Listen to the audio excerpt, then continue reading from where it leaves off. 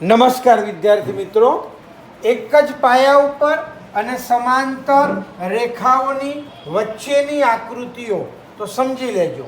એક જ પાયા ઉપર આવેલા ચતુષ્કોણો. અહીંયા એવું નથી કીધું બે સમાંતર રેખાઓની વચ્ચે આવેલી નથી કીધી, ખાલી સમાંતર રેખાઓ બોલે છે.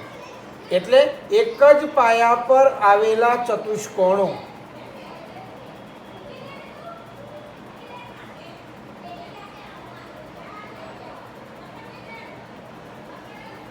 આવેલા ચતુષ્કોણો સમજજો. તો એમાં દાખલા તરીકે આ મેં પાયો, આ એક પાયો છે, તો આ પાયા ઉપર મેં આ એક ચતુષ્કોણ બનાવ્યો. આ એક ચતુષ્કોણ બનાવ્યો અને સમલંબ ચતુષ્કોણ કહેવાય. આ સમાંતર રેખાઓની વચ્ચે થયો, આ એક ચતુષ્કોણ થયો. હવે અહીંયાથી મેં બીજો એક ચતુષ્કોણ બનાવ્યો, આમ ચતુષ્કોણ બનાવ્યો. બરોબર, એવું જરૂરી નથી કે બે આ બીજો ચતુષ્કોણ બનાવ્યો.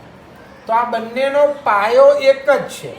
બરોબર, તો સમલંબ ચતુષ્કોણ અહીંયા આ બંને. હવે આને પણ સમલંબ બનાવી શકાય. આ તો મેં સમાંતર બાજુ ચતુષ્કોણ બનાવ્યો, પણ હું આમ બનાવું તો આ સમલંબ બન્યો એમ.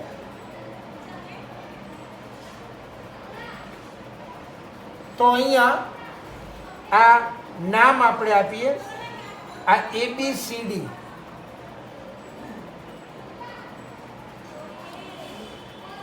અને આ EF નામ આપ્યું.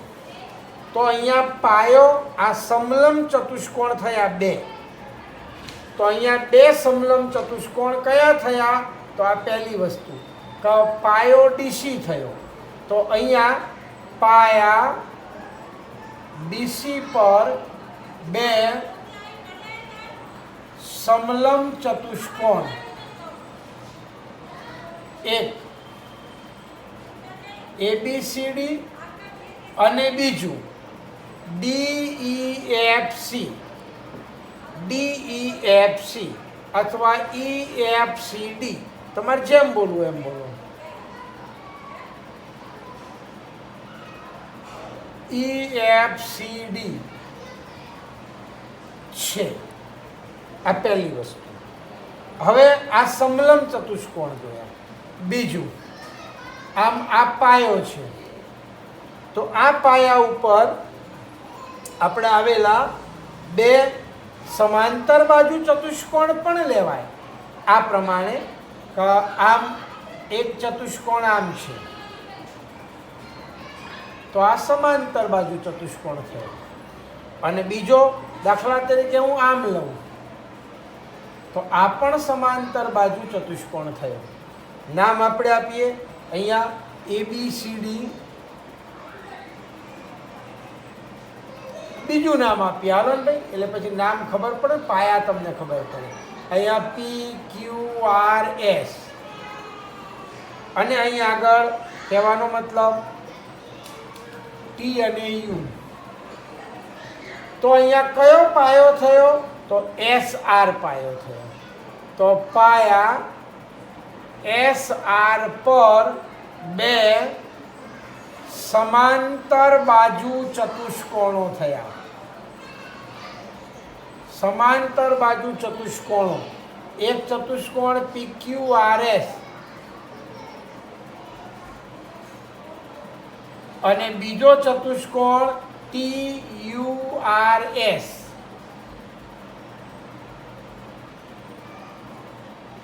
આ બે ચતુષ્કોણો છે. ઓકે, હવે અહીં આગળ કહેવાનો મતલબ એક જ પાયા ઉપર આવેલા બે ત્રિકોણો જોઈએ. બરોબર, એક જ પાયા ઉપર આવેલા બે ત્રિકોણો.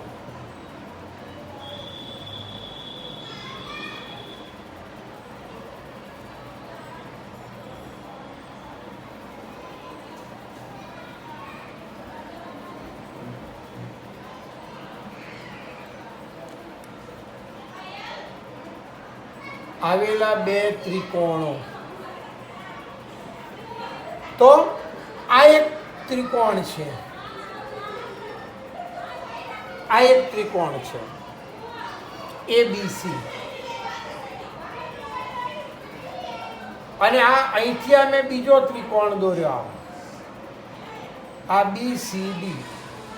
તો આ બંનેનો પાયો BC છે, એટલે અહીંયા ત્રિકોણ ABC અને ત્રિકોણ DBC, બરોબર, બંને એક જ પાયા BC પર આવેલા છે. તો અહીંયા પાયા BC પર આવેલા ત્રિકોણો, અહીંયા ત્રિકોણ ABC અને ત્રિકોણ DBC છે, એટલે એક જ પાયા BC પર આવેલા છે, આને પાયો કહેવાય, બરોબર. હવે ચતુષ્કોણ અને ત્રિકોણ એક જ પાયા પર, એક જ પાયા પર આવેલા ચતુષ્કોણ અને ત્રિકોણ યાદ રાખજો. તો દાખલા તરીકે આપણો આ સમાંતર બાજુ ચતુષ્કોણ મેં ABCD દોર્યો, આ ABC અને D આ ચતુષ્કોણ દોર્યો, તો એનો પાયો DC છે, અને આ DC પાયા ઉપર જ આ બીજો એક કામ કરીને આમ મેં આ ત્રિકોણ દોર્યો, તો અહીંયા E નામ આપ્યું, તો અહીંયા અથવા P નામ આપીએ, જે આપવું હોય PDC એમ. તો અહીંયા આ સમાંતર બાજુ ચતુષ્કોણ છે અને ત્રિકોણ છે, તો આ બંને એક જ પાયા ઉપર આવેલા છે. તો અહીંયા સમાંતર બાજુ ચતુષ્કોણ ABCD અને ત્રિકોણ PDC એ એક જ પાયા DC પર આવેલા છે. એટલે આ એક જ પાયા ઉપર આવેલા આ આકૃતિઓ હતી, યાદ રાખજો, આ એક જ પાયા ઉપર આવેલી આકૃતિઓ હતી.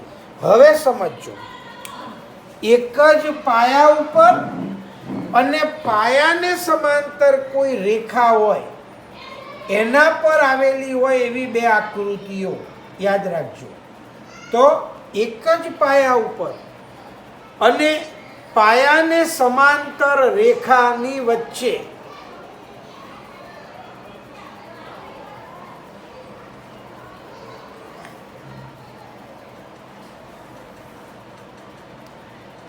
અહીંયા એક જ પાયા પર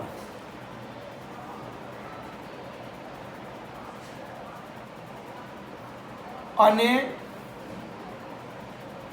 પાયાને સમાંતર રેખા પર, એટલે એની વચ્ચે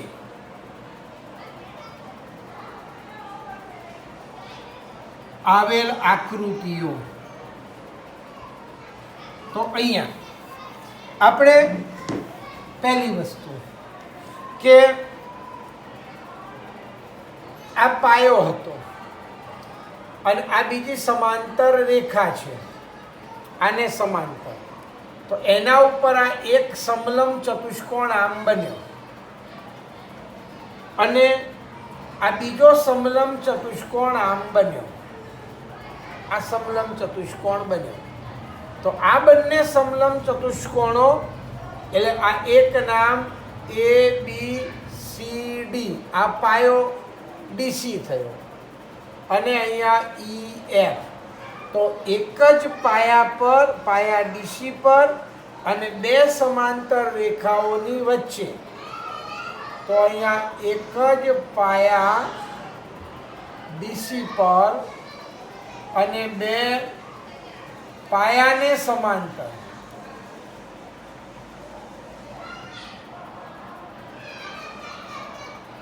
રેખા, આપણે AB બોલો, AE બોલો, AF બોલો, રેખા વચ્ચે સમલંબ ચતુષ્કોણ અહીંયા ABCD અને EFCD આવેલા છે, બરોબર? આ પહેલી વસ્તુ. બીજું કે એક જ પાયા ઉપર બે સમાંતર બાજુ ચતુષ્કોણો પણ આવેલા હોય, યાદ રાખજો. એક આમ છે તો આ સમાંતર બાજુ ચતુષ્કોણ થયો, અને બીજો દાખલા તરીકે આમ છે તો આ પણ સમાંતર બાજુ ચતુષ્કોણ થયો. એટલે આ બે સમાંતર બાજુ ચતુષ્કોણો પણ આવેલા હોય આ રીતના, બરોબર? આ એક જ પાયા ઉપર.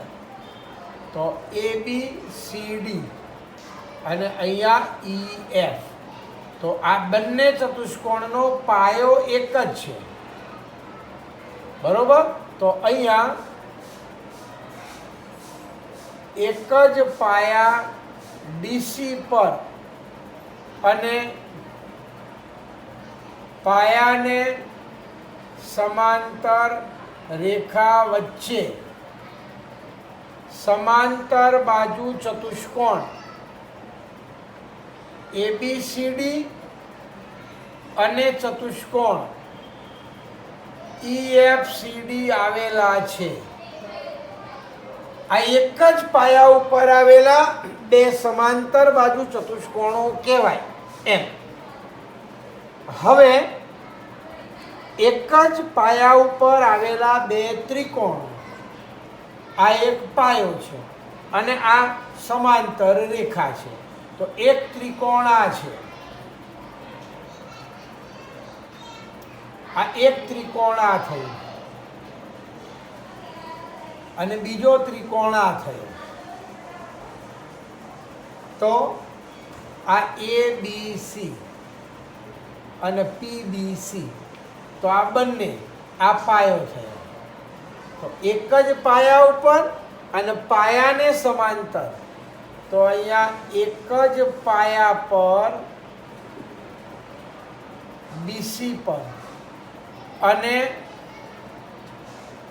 પાયાને સમાંતર રેખા વચ્ચે બે ત્રિકોણો,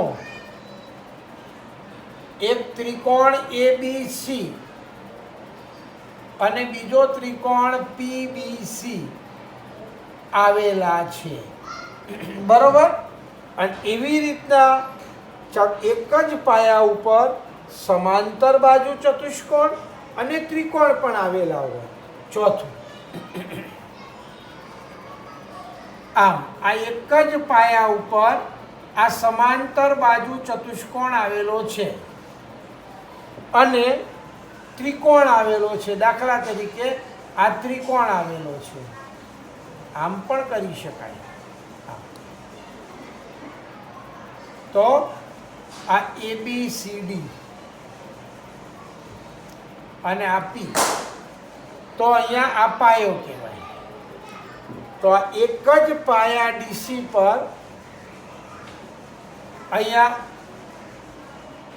એક જ પાયા DC પર અને પાયાને સમાંતર રેખા વચ્ચે સમાંતર બાજુ ચતુષ્કોણ ABCD અને ત્રિકોણ PDC આવેલા છે. એટલે એવું જરૂરી નથી કે સમાંતર બાજુ જ ચતુષ્કોણ આવે, ચતુષ્કોણ પણ આવે, ત્રિકોણ પણ આવે, સમલંબ પણ આવે. આ બધું આવી શકે છે, સમજી લેજો, બરોબર? હવે એક જ પાયા પર અને સમાંતર રેખાઓની એક જ જોડ વચ્ચે આવેલી આકૃતિઓ ક્યારે કહેવાય? તો શિરોબિંદુઓ છે, બે આકૃતિઓનો પાયો સામાન્ય હોય અને એના શિરોબિંદુઓ છે એ કોઈ એક જ રેખા ઉપર આવેલા હોય, બરોબર? જુઓ અહીંયા આ પાયો DC, એના બાકીના શિરોબિંદુઓ આના AB, આના EF, તો આ બધા એક જ રેખા ઉપર આવેલા છે. એટલે એને કહેવાનો મતલબ એ એક જ પાયા ઉપર આવેલી આકૃતિઓ કહેવાય. અહીંયા પાયો ડીસી છે અને બાકીના જુઓ આ શિરોબિંદુઓ એ બી ઈ એફ એક જ રેખા ઉપર આવેલા છે. અહીંયા પાયો બીસી છે અને બાકીના શિરોબિંદુઓ આ એક જ રેખા ઉપર આવેલા છે. અહીંયા પાયો ડીસી છે, બાકીના શિરોબિંદુઓ આ એક જ રેખા ઉપર આવેલા છે. બરોબર? અને એક જ રેખા ઉપર ન હોય એવી મેં તમને પહેલા આકૃતિઓ દોરી બતાવી. બરોબર? તો આ આપણે આકૃતિઓ હતી. અને એક જ પાયા ઉપર આવેલી ન હોય એવી આકૃતિઓ કેવી, તો સમજી લેજો.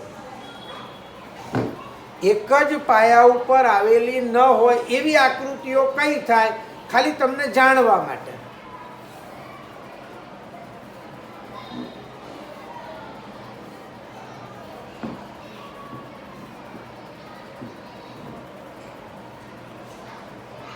એક જ પાયા પર ન આવેલી આકૃતિઓ, એક જ પાયા પર ન આવેલી આકૃતિઓ. એક જ પાયા ઉપર ના હોય એવી આકૃતિઓ કઈ, તો સમજજો. દાખલા તરીકે અહીંયા મેં આ એક ત્રિકોણ દોર્યો, આ એબીસી ત્રિકોણ દોર્યો. અને બીજો દાખલા તરીકે આ બીજો ત્રિકોણ દોર્યો, આ બીજો ત્રિકોણ દોર્યો આમ. બરોબર? તો અહીંયા બી ડી અને ઈ, ડીબીઈ આ ત્રિકોણ દોર્યો. તો આ બંને ત્રિકોણના આ પાયા જુદા જુદા છે. આનો પાયો આટલો થયો અને બીસીનો પાયો આ થયો. તો આ એક જ પાયા ઉપર આવેલા નથી. તો અહીંયા ત્રિકોણ એબીસી અને ત્રિકોણ ડીબીઈ ના પાયા જુદા જુદા છે.